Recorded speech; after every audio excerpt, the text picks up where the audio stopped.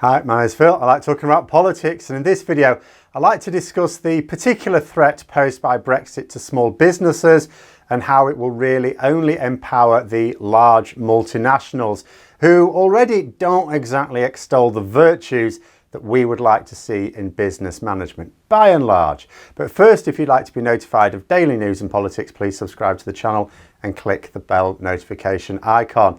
So the trade barriers erected as a result of Brexit, don't really do any businesses any good directly if they wish to trade across the new Brexit borders. It doesn't matter whether they sell across that border or buy in materials or parts to sell on their own side. If there's trade across that border, there are now extra expenses and a loss of competitiveness. You have a lot of extra paperwork, which means paying someone to do it. You have potential certification and registration fees. You also have delays caused by checks and potentially preparing said paperwork as well. It's not always a quick process, which means that you cannot get the product to your customer as quickly as you used to be able to, which means if that customer has an option elsewhere, you will lose their business. For example, I am still waiting for my blinds, which have been delayed due to transport of parts. And I imagine to myself, could you imagine the scenario, and this may well be what's happening because they're custom fit. It could well be that something is prepared in the UK, it's then transported to, say, a factory in Italy for the actual parts to be manufactured, then that part is transported back to the UK to be used in my blinds, which will explain why I had an email telling me it's going to be delayed by some unspecified period of time. They will retain my business because I don't have a quicker option for the same thing elsewhere. It's a bespoke solution that I am after. Someone on the single market side of those borders has more options than I would on the British side.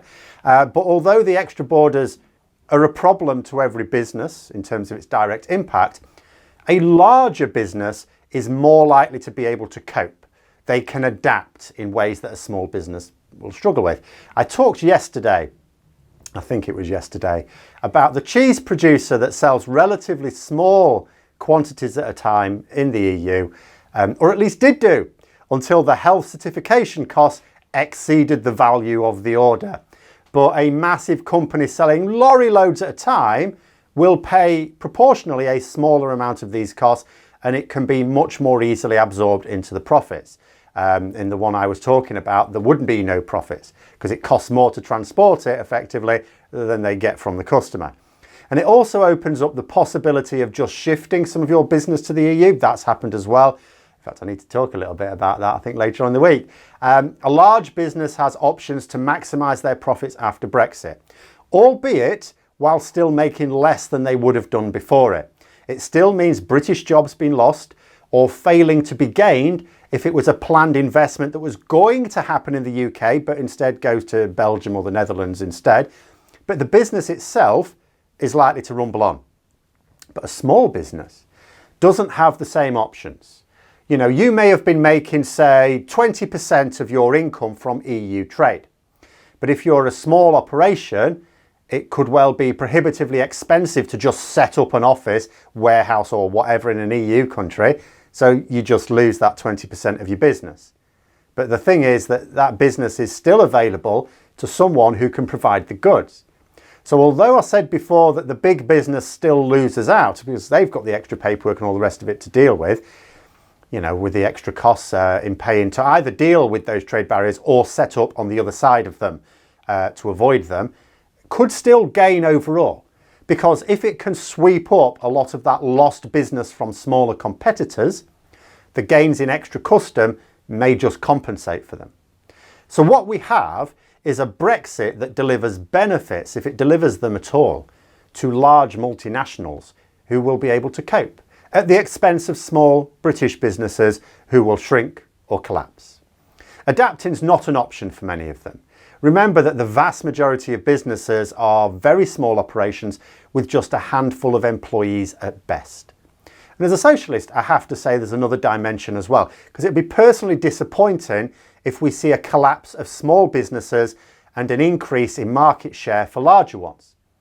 Yes, there are some small businesses who treat customers and staff poorly, and there are large ones who understand the benefits in treating them well.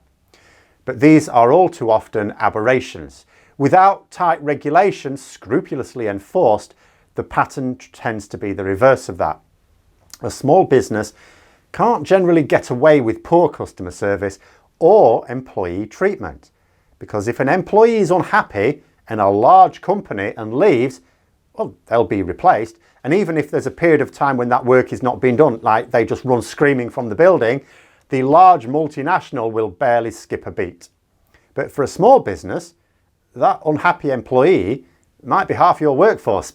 You can't afford to not invest in your workers.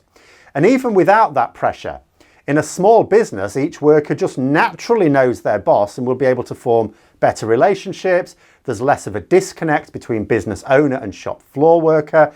All makes for a better arrangement, better communication. Similarly with customers. You can't just mug off a regular customer because it's a proportionally larger chunk of your income. All very disappointing. And not a hypothetical worry, but an active worry right now. It's happening now. In addition, small businesses can't afford to pay for corrupt favours from our government in the same way as large multinationals. So you get much less cloak and dagger lobbying as well. So they generally have to pay more in taxes, although fiddles do happen. The Federation of Small Businesses have been amongst the latest industry representatives to say that a survey of their members found quite a few had to temporarily suspend trading with the EU and others had stopped completely. Some who were continuing were also considering having to stop as well. In other words, they've soldiered on, but if it's not viable, and maybe they believed the government when they said it was teething troubles, and they're finding out that this seems to be going on and on and on, and I can't do this long term. You know, The Guardian interviewed a small judo-based business owner, which caught my eye as a former judoka many years ago now. Sharon DaCosta, the director of the small company employing 8 permanent workers, it said.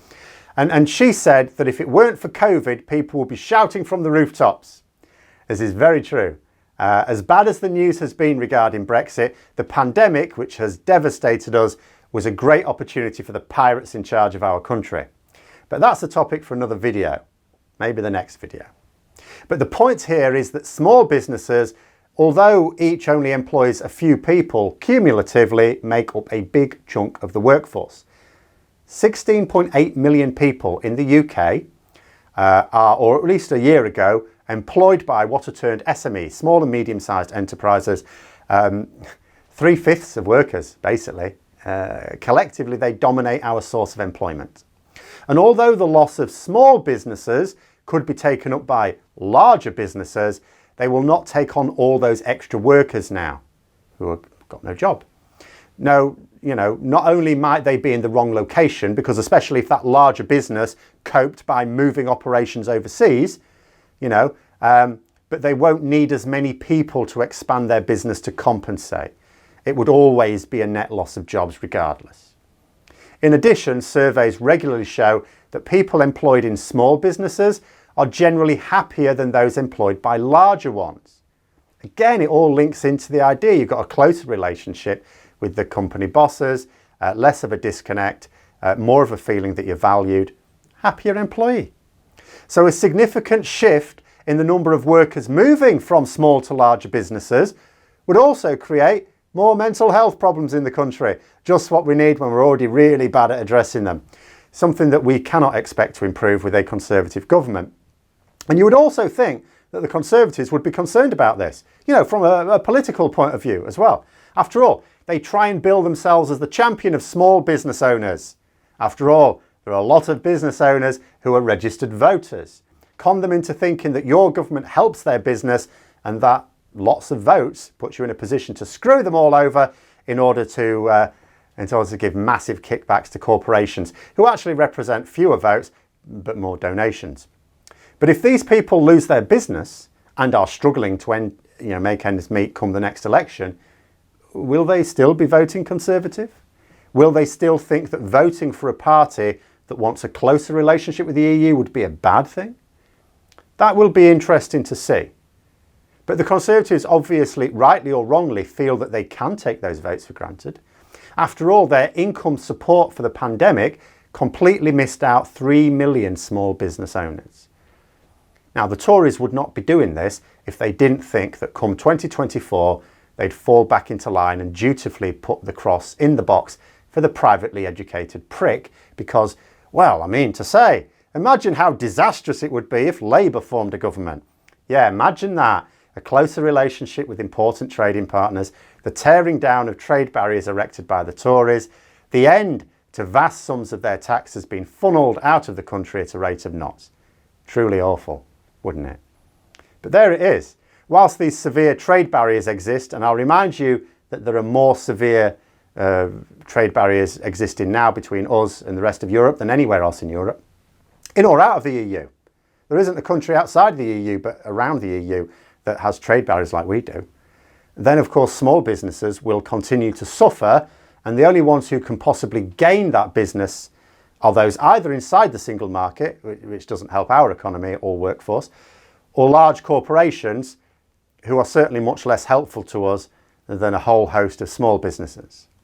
But those are my thoughts. Let me know yours in the comments below. Hope you found the video interesting. If you did, don't forget to click the like button. And if you'd like to support the channel further, please also click the Patreon link for details. And until next time, I'll see you later.